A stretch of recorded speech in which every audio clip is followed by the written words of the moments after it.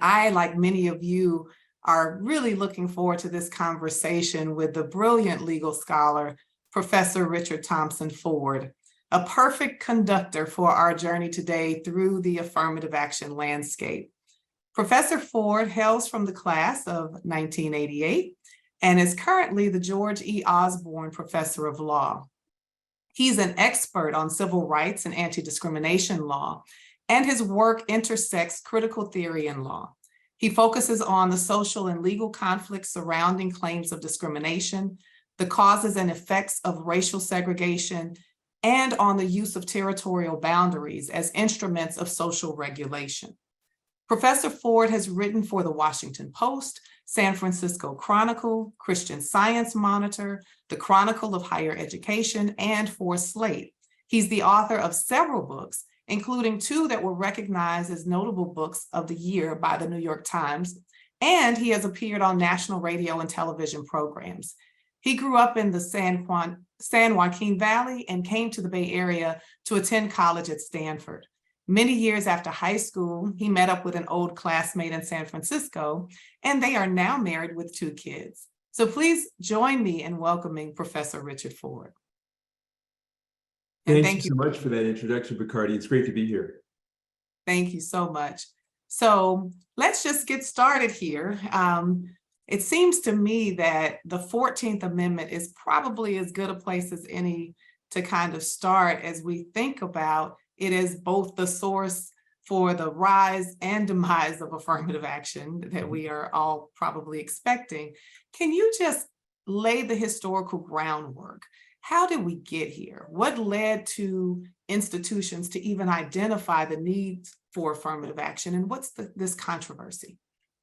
Yes, well, our contemporary idea of affirmative action, it's not the first time the term was used, but the first time it was used in the way that we currently think of it started with the Nixon administration, and it involved the federal government's attempts to ensure that recently passed civil rights laws would be effective. So in a context in which we were coming out of the Jim Crow era in parts of the United States and coming out of widespread institutionalized race discrimination in much of the United States, the question was, would a civil rights law that simply said stop discriminating be sufficient to provide equal opportunity, to effectuate the promise of equal opportunity? And the Nixon administration determined that that wouldn't be enough, that in particular context, and it started first with in the context of people contracting with the federal government, they would be required to take affirmative action to ensure equal opportunity. Now, that could take a lot of forms. It could take the form of pipeline programs, it could take the form of training programs, but the recognition was that, for instance, if you had a racially segregated union, then an employer who simply said, I'm not discriminating, but I'm just, we're a union shop, would still wind up perpetuating the effects of past discrimination. When you get to the higher education context, a similar idea suggested that, in a variety of ways, selective universities would be unable to effectuate the promise of equal opportunity without taking into account the kinds of racial barriers that had recently been in place and that would affect their decision-making processes. And so universities, again, took a lot of different steps in order to try to effectuate equal opportunity. And some of them were fairly assertive. So for instance, the University of California, Davis, in their medical school had an affirmative action program that effectively set up 2 admissions tracks, one for underrepresented minority groups and one for everybody else. And then in the late 1970s, a white applicant to the medical school, Alum Baki, sued, claiming that this was race discrimination and it violated his rights. The case, of course, went to the Supreme Court, and the Supreme Court determined in a split opinion, it was quite a complicated and contentious issue, but the controlling view, the controlling opinion was that you could have affirmative action, but you could not have quotas, and you could do it only for the right reasons. It had to be narrowly tailored to a compelling governmental purpose, and that purpose that was constitutionally acceptable was diversity, in order to improve the diversity of the student body and to gain the pedagogical benefits that came with a diverse student body. Now, this was the controlling opinion authored by Justice Lewis Powell. So that has been the law ever since. However, there have been subsequent challenges to affirmative action, each one of which has led to a Supreme Court opinion that has in some ways either sharpened or narrowed the scope of the acceptable affirmative action. So it was challenged in a later case involving the University of Michigan, and then a case involving the University of Texas. And in each instance, the court reaffirmed the constitutionality and legality of affirmative action, but required, again, that narrow tailoring. So you have to ensure that using race is the only way to effectuate your legitimate interests, and sharpened up the requirement that those legitimate interests be a proven need for racial diversity in order to effectuate or in order to enjoy the educational and pedagogical benefits of diversity. And that brings us right up to the current case, yet another challenge to affirmative action. One of the things that makes this one distinctive is that the plaintiffs, the people challenging affirmative action, are Asian Americans. In the past, the people challenging it had been white.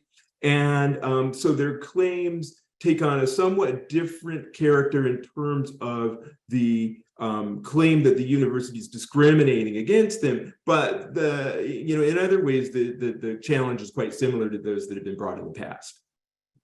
Thank you for that. And so the cases you mentioned are the cases that were both of them brought by the Students for Fair Admissions, one against the University of North Carolina, a public institution, and one against Harvard, a private institution. And our Supreme Court heard arguments about both of those cases this past October.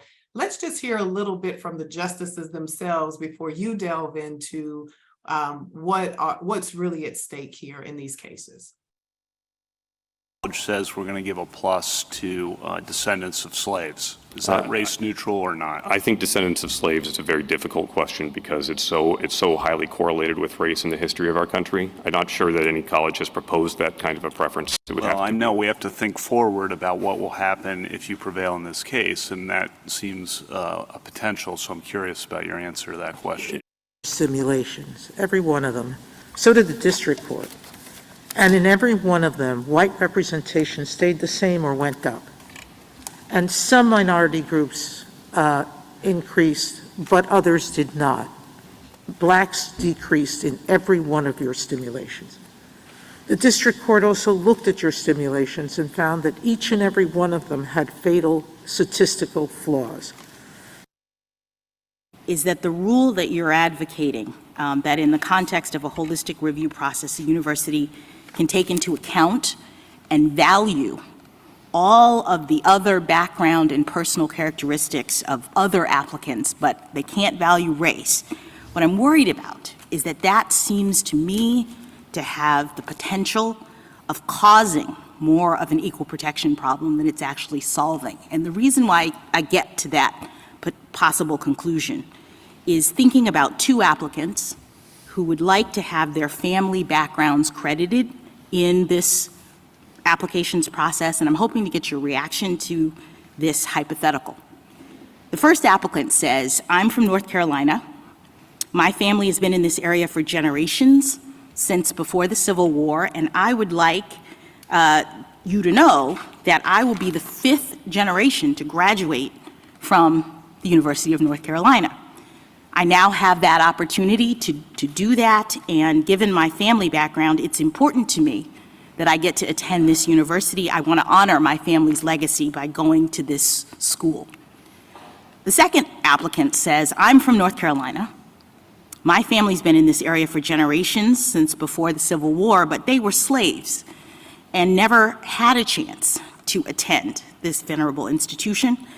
As an African American, I now have that opportunity, and given my family background, it's important to me to attend this university. I want to honor my family legacy by going to this school.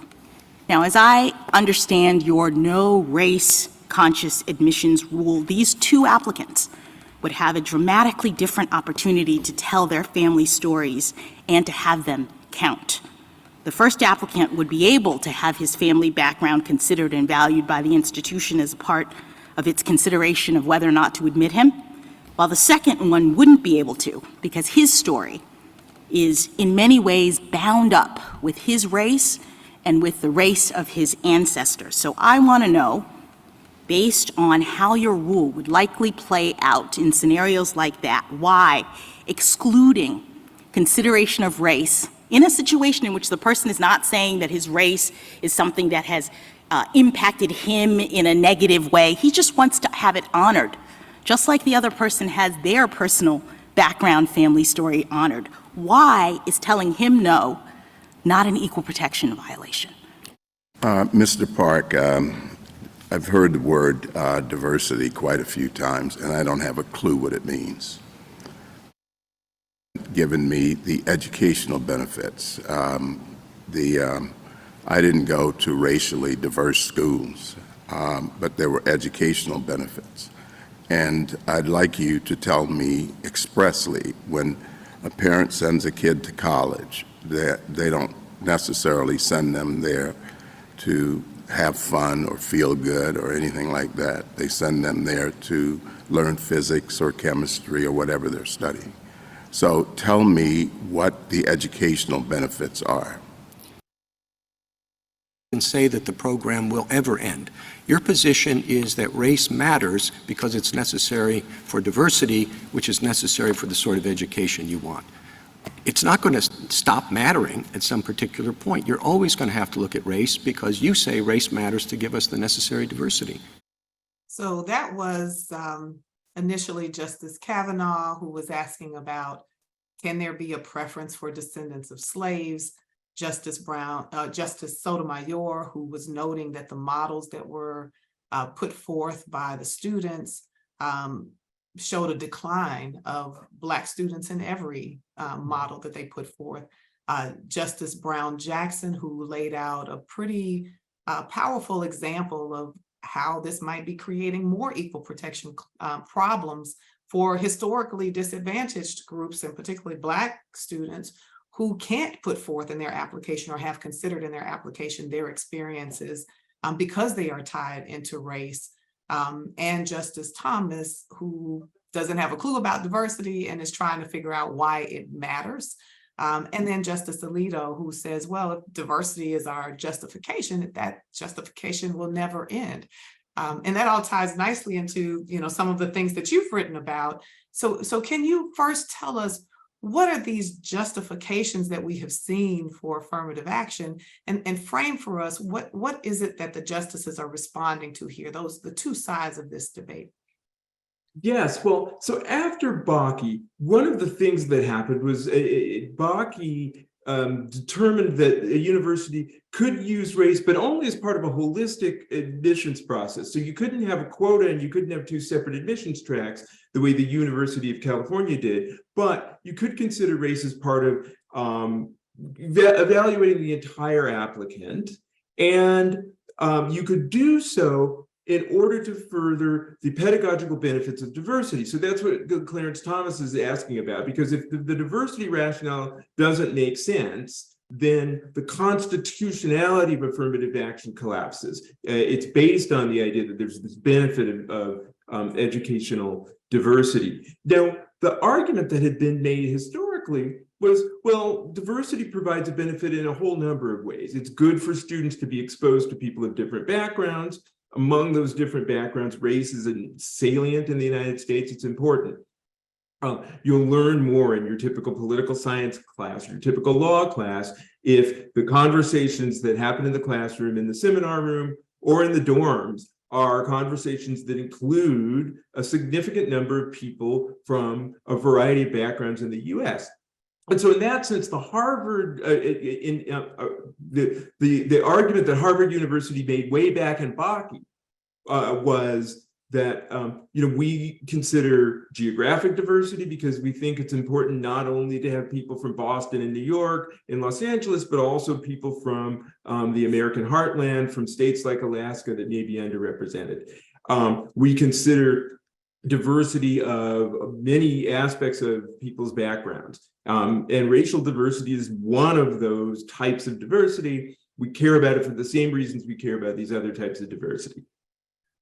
So that's the argument in favor of diversity and affirmative action. Now, an important thing to notice is that there may have been lots of other reasons to support affirmative action, which were not held to be constitutionally relevant after Baki.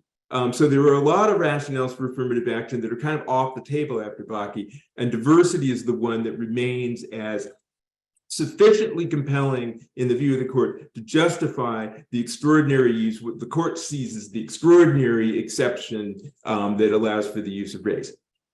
Now, on the other side, the arguments against it have been the use of race is unfair.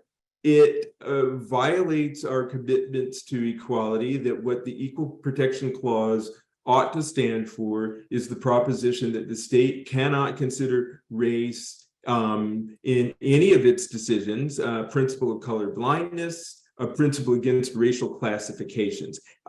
It's a formal rule, and affirmative action violates that formal rule. And not only that, it's unfair because race doesn't correlate to individual merit or to circumstances of disadvantage. And if you care about disadvantage, you should look at that directly and not use race as a proxy for that. So that's been the long-standing set of debates on both sides of this issue.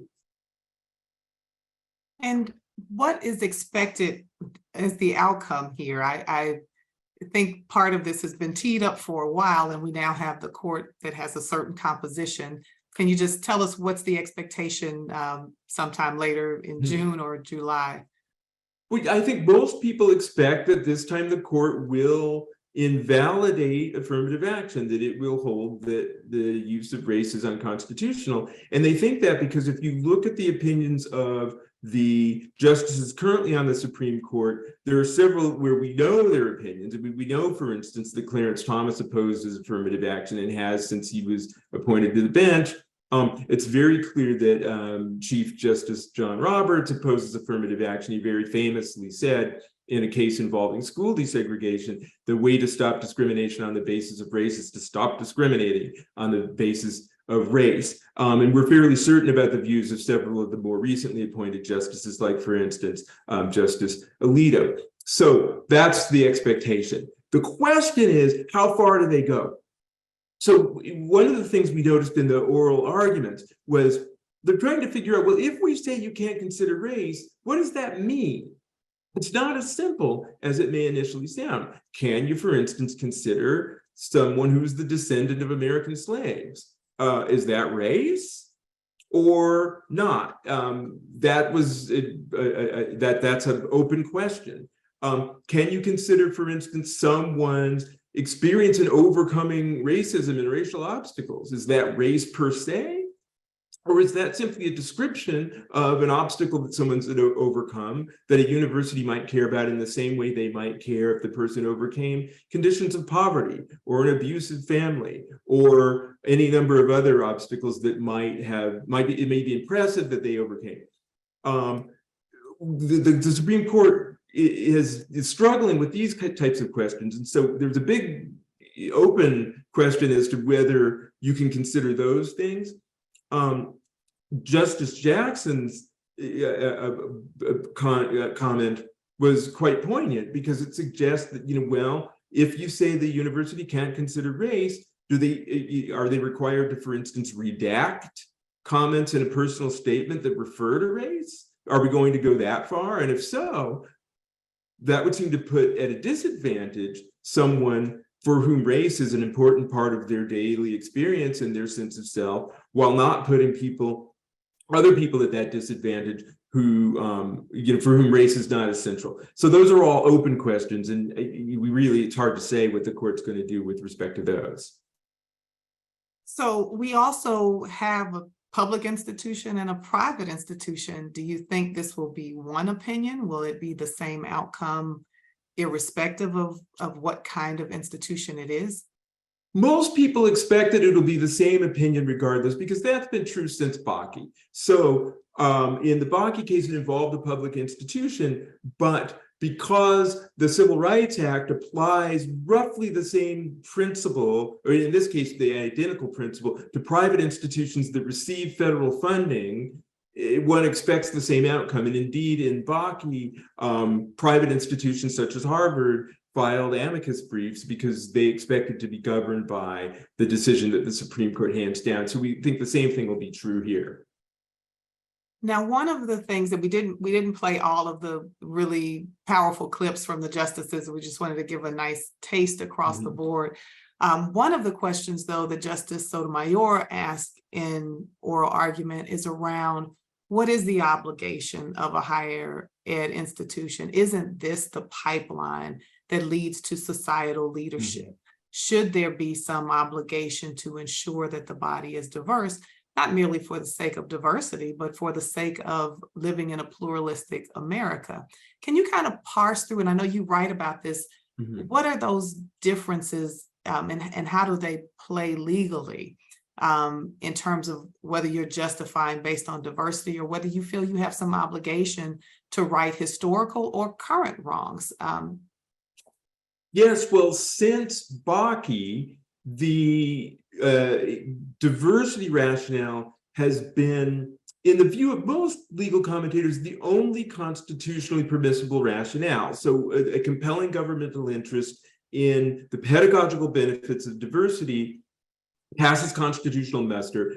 Justice Powell in Baki was quite explicit in saying that the desire to remedy societal discrimination was, in his view, too amorphous a goal to justify the use of race. And the court reaffirmed that in later Supreme Court opinions in the Grutter case in University of Michigan and in the Fisher case in the University of Texas. Now, it is worth noting that many of these opinions, there's ambiguity, not only because the Baki opinion was a split opinion, and so Lewis Powell's opinion, there was one justice, but it was the controlling opinion because of the way the court split. Also, much of the conversation around that limitation has been what lawyers call dicta, meaning it's not necessarily controlling, it's just the opinion, it's kind of surplusage in the sense of not necessary to the outcome. So, it's possible that some of these other rationales could reemerge, but I think it's unlikely.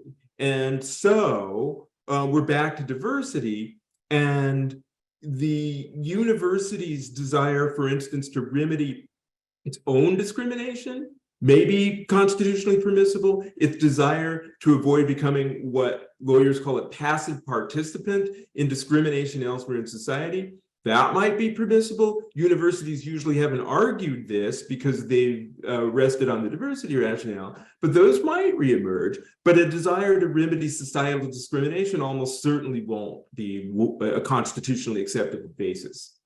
So is there some expectation that there will be additional cases, perhaps based on some of those other rationales, or this will probably put an end to affirmative action as we know it and institutions will just move on? I think the general consensus is that this case will be determinative. Most people don't expect that there'll be significant litigation on these other rationales, in large part because it's a tenuous basis when one is arguing that they're remedying, for instance, their own discrimination or becoming a passive participant. It leaves one open to litigation.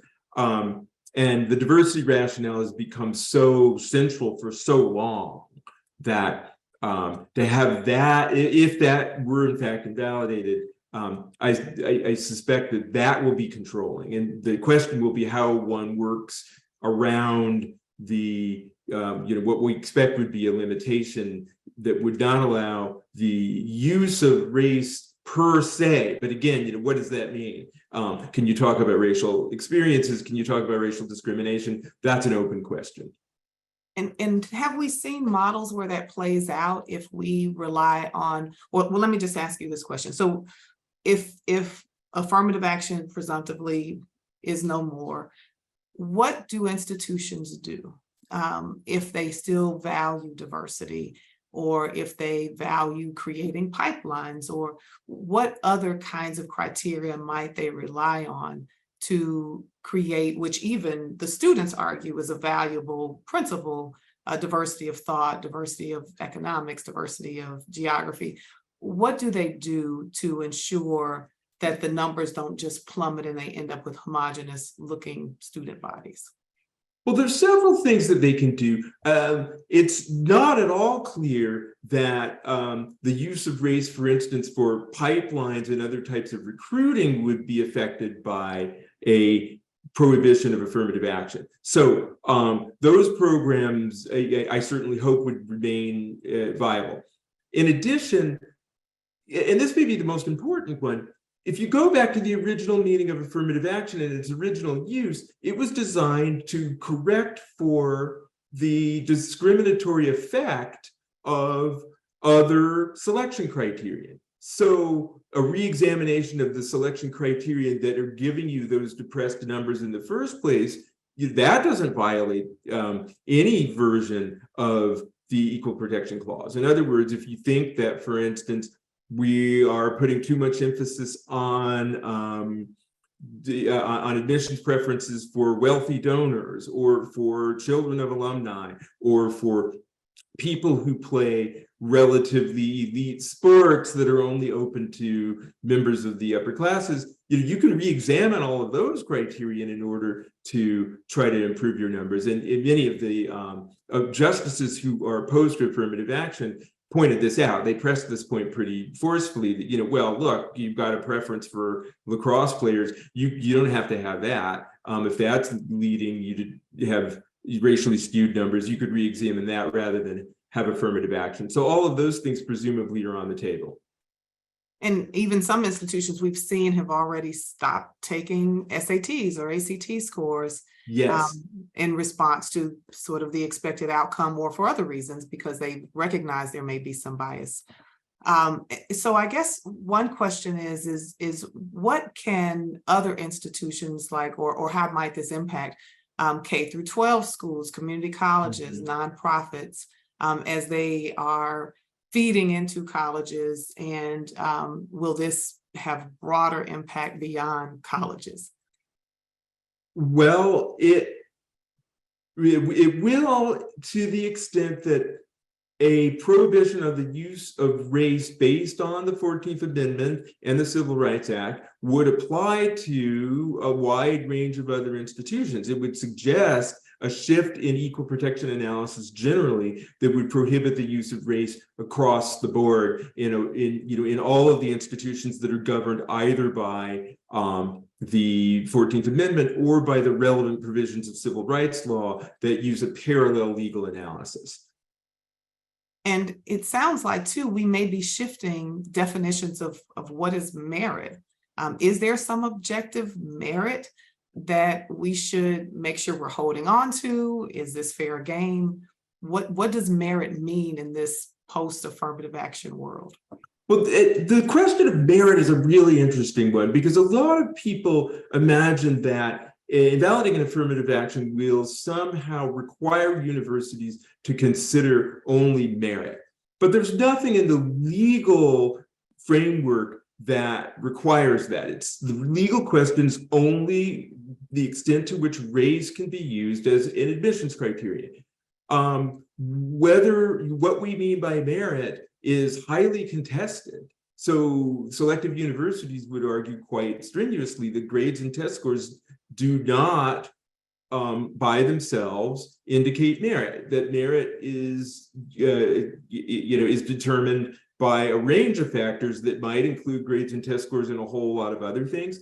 Lots of debate about whether, for instance, find gradations in grades and test scores at the very top of the distribution. In other words, are you in the 96th percentile or the 99th percentile? Whether that matters, and whether that it makes sense to make admissions decisions based on that, as opposed to other things, or as opposed to using the grades and test scores as sort of a floor of minimum qualifications, and then ignoring them. So I think there's a lot of change that's been happened post-COVID when people couldn't take these standardized tests, but also a recognition that a lot of those indicia are skewed and biased in a variety of ways. You know, I mean, people say that the SAT predicts family wealth better than anything else. You know, this is a problem if you care about diversity, but it's also a problem if you care about merit.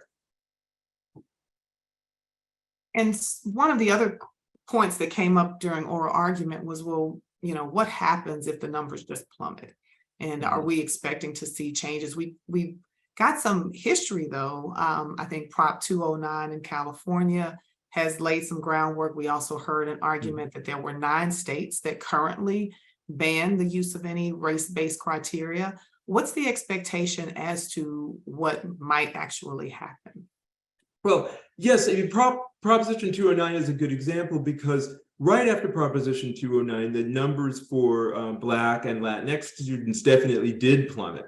But they recovered to some extent. They're not back to the levels that they were when the universities could employ affirmative action, but they recovered significantly. I think the lesson that was learned there was that the universities did reassess some of their other admissions criteria, that in one sense, if you have admissions criteria that have what we lawyers call a disparate impact, that they depress the number of historically excluded groups, you correct for it with affirmative action. Now, if you can't correct for that with affirmative action, you might be more proactive in looking at those admissions criteria and trying to adjust those so that they don't have the disparate impact in the first place. Also, you know, again, can you look at racial experiences? Can you look at the pride in a racial community? Can you look at the people who are the descendants of slaves? Questions about whether those count as race. So there are adjustments that can be made. In Texas, you have the famous top 10% plan, where the university used took the top 10% of high school graduates, and that had some positive effects in terms of racial diversity as well. All of these, of course, are very context specific. It depends on the applicant pool. It depends on where the university is located. But I think we will expect, no one thinks that the numbers will stay the same. You know, everyone thinks that we'll have a significant decline in the number of Black, Latino, and Native American students if affirmative action is invalidated. But there's a lot of question about how much. Now, I want to just invite and remind everyone, please feel free to drop your questions in the Q&A boxes. We had some pre-submitted questions I want to make sure we touch on a bit. Rudy Herrera wanted to know more about what happens if you use income disparity as a proxy or as the criteria versus race. Do we have any data on that? I know many institutions, including Stanford, that instituted a fly office. Right. How has that played as it relates to numbers? Is it a correlation? Does that capture racial diversity?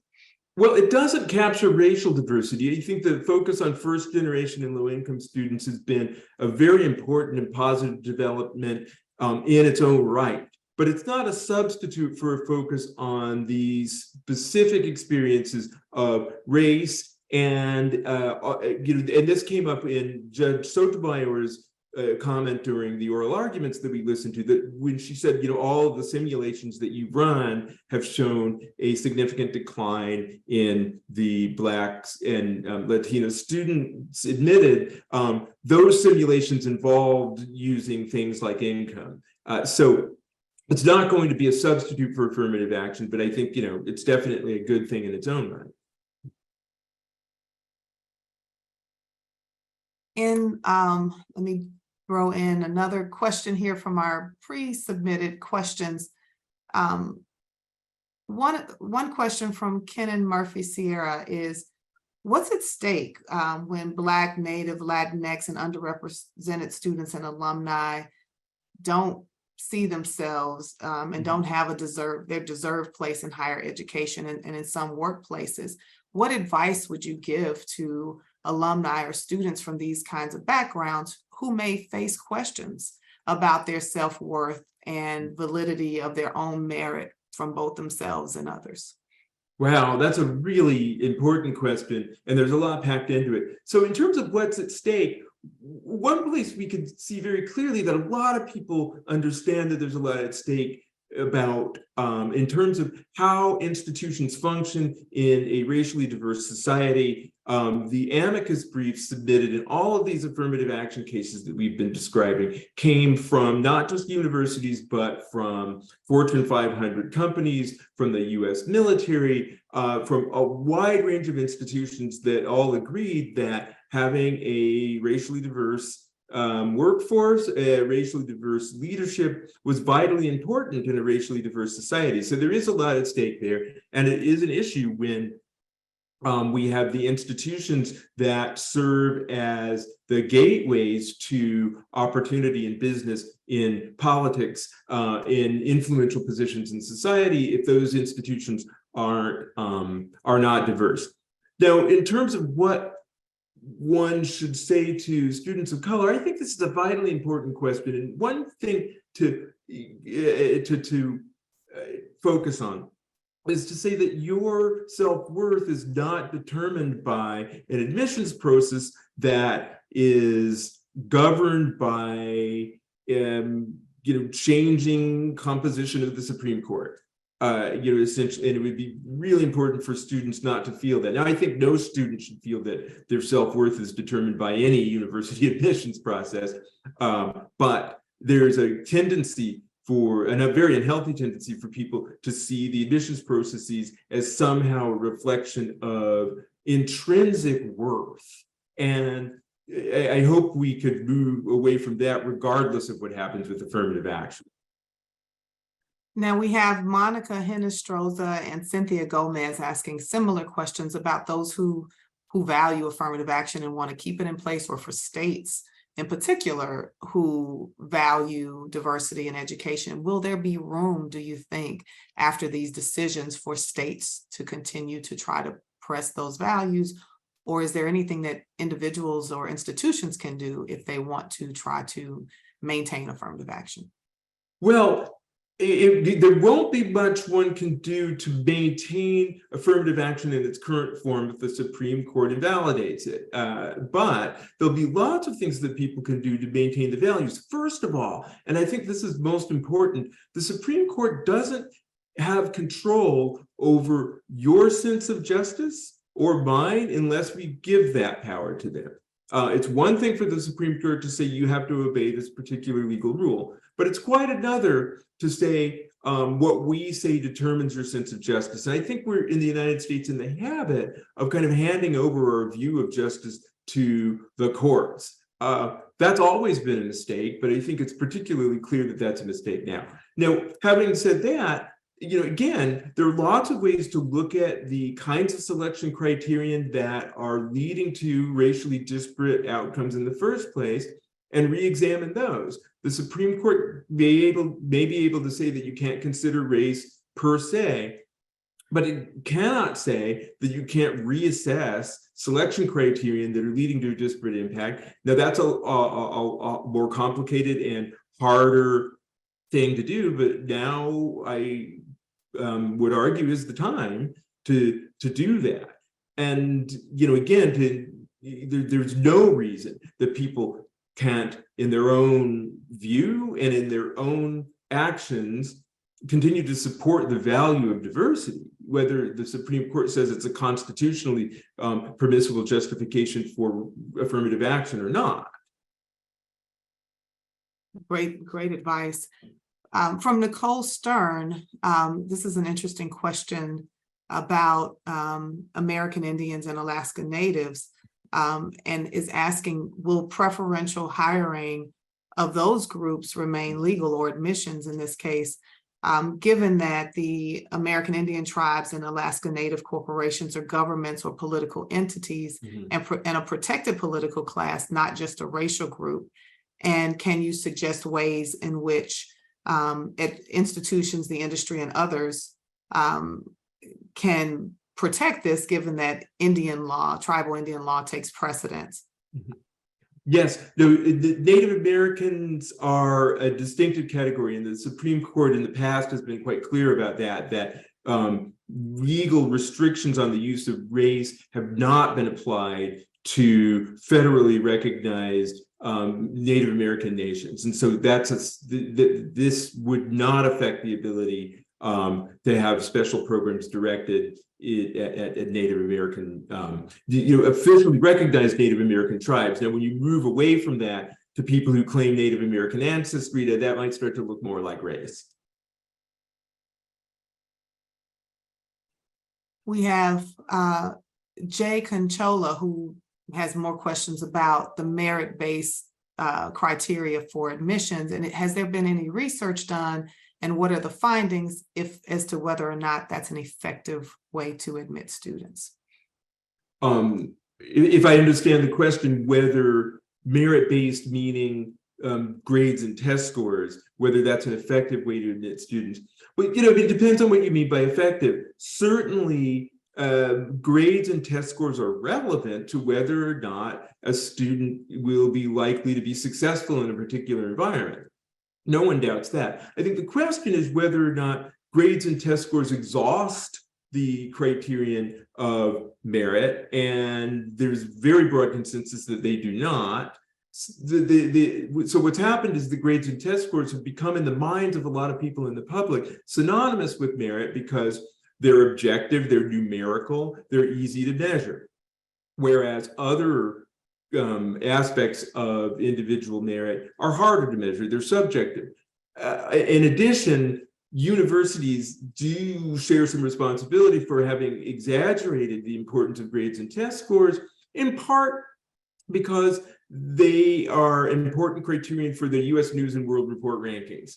And I don't think this could be overestimated, that a lot of the focus on very fine differences at the top of the distribution, I mean, again, that 96th percentile versus 99th percentile, that selective universities care a lot about. They care about that not because it gives them better students, but because it gives them better US News and World Report rankings. That's something that could be and should be re-examined. So, objective criteria of merit matter, to be sure, certainly as a floor. There's some floor below which you would imagine the student won't be successful. Beyond that, it's quite questionable whether they matter, and certainly whether they matter to the extent that universities have in recent years given them weight. In terms of another notion that's come up here by Denise, she's curious as to your position about colorblindness. She believes the only way for affirmative action to survive without discriminating is for it to be colorblind. What's your opinion about this notion of colorblindness? Well, my opinion is that colorblindness is an ideal that sounds good in theory, and that may well be the ideal to which we should aspire eventually, but it's not workable today. We live in a society where race is so salient, it's such a large part of so many people's lives and in a variety of ways, that when we say colorblindness, in your day-to-day interactions, no one's actually colorblind. So when we say colorblindness, what we mean is in a particular moment, when a particular decision is being made, now you have to ignore something that everyone notices and acts on the basis of in every other context. So it's kind of artificial. And it's that artificiality that worries me. It comes up in the context of affirmative action, for instance, in higher education. But just to give you an example, if the police are looking for a suspect and the suspect is described as African-American, they put out an all points bulletin and they say, we're looking for a black male, 5'10" inches tall, 160 pounds. That's not colorblind. And yet the courts have said that doesn't violate the Equal Protection Clause. So we live in a society that's saturated with race, but now in this one instance, we're going to say colorblindness. In my personal view, that's not a workable approach. And one that is hard to separate from the realities of implicit bias, for instance. Yes. So I don't know if you want Implicit to bias say more about what research actually shows. I do work in the K through 12 space, and they've actually done eye test and brain test and asked teachers to look for troublemakers, and their eyes automatically go to Black students. You know, there's something very telling about that research, and how does that play out over a student's educational career as they are then gearing up to apply for these colleges that can no longer consider any kind of race-based criteria. Well, let's go to a question by Ted Katada and Karen Yamashita, who want to know, can institutions, if affirmative action goes away, still consider immigration status of an applicant, and where that consideration would likely lead to a favorable outcome for members of the protected class? Yeah, I mean, odds are they can look at immigration status. The Supreme Court in oral argument batted around questions like this quite a lot when they were trying to figure out what it would mean to prohibit consideration of race. Can you talk about national origin? Most of the justices seem to say yes. Immigration status would also seem to be acceptable, but you know, people got nervous when it started to look like a potential proxy for race. So could you consider immigration status from a particular country? Can you prefer people from underrepresented national origins as opposed to those from countries that are well represented? The answer seemed to be yes, unless it started to look like a proxy for race. These are all open questions, and these are going to be very critical questions to just how restrictive the opinion that comes out of the Supreme Court will be. And I know we had an interesting question that popped up in the chat. And I'm looking for the author of it, but how would a university prove that it's not using affirmative action? Well, this is a really interesting question. Now, of course, the university shouldn't have to prove that it's not using affirmative action. The plaintiff is required to prove that it's discriminating. This is one of the things that came up in the earlier stages of the North Carolina and Harvard cases, where just the burden of proof on the plaintiff to demonstrate discrimination is relatively high, and the plaintiffs in those cases didn't meet their burden. That should continue to be true, regardless of what the Supreme Court says about the constitutionality of affirmative action. But you know, there are interesting questions about whether the statistical analysis that was offered by the plaintiffs in the Harvard and North Carolina cases, for instance, how probative those were. Lots of debate about whether the demonstration that, in the Harvard case, for instance, the number of Asian Americans admitted was X number of points lower than what you would predict based on grades and test scores alone. Well, what does that prove? One answer is it doesn't prove anything, because Harvard doesn't admit people based on grades and test scores alone, and there are all these other factors. Justice Alito, on the other hand, said, well, unless you're saying that the Asian American students are just as a group less likable, it has to be that Harvard was discriminating. That kind of debate is going to become central in what I expect will be the next round of affirmative action litigation that we'll encounter if the Supreme Court invalidates affirmative action. There are a couple of questions just about sort of the broader impact across industries and employers. One question goes to what happens to OFCCP compliance reviews? Does this whole landscape change as a result of this opinion? That's a very good question. The answer, it's just not clear.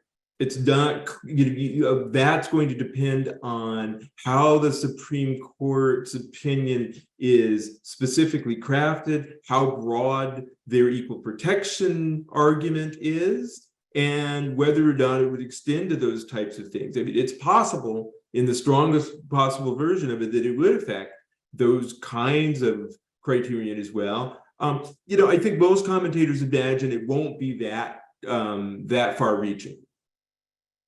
Well, we are at the end of our hour. It's gone so quickly, and there's so many questions and issues that are across this landscape, many landmines, many unanswered questions.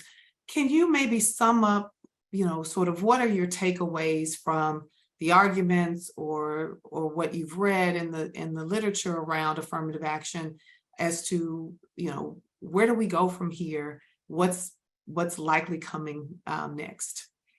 Well, it's very likely that the Supreme Court will invalidate affirmative action in its current form.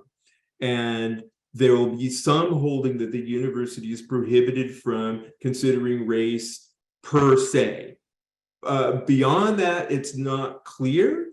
And there seem to be, even among many of the justices who are fairly hostile to affirmative action, some recognition, some belief that the universities ought to be able to consider things like experiences with race discrimination, experiences perhaps in a racial community. So just how far the decision goes is unclear. Its scope is also unclear as to whether a ruling would affect other things in terms of other institutions, excuse me.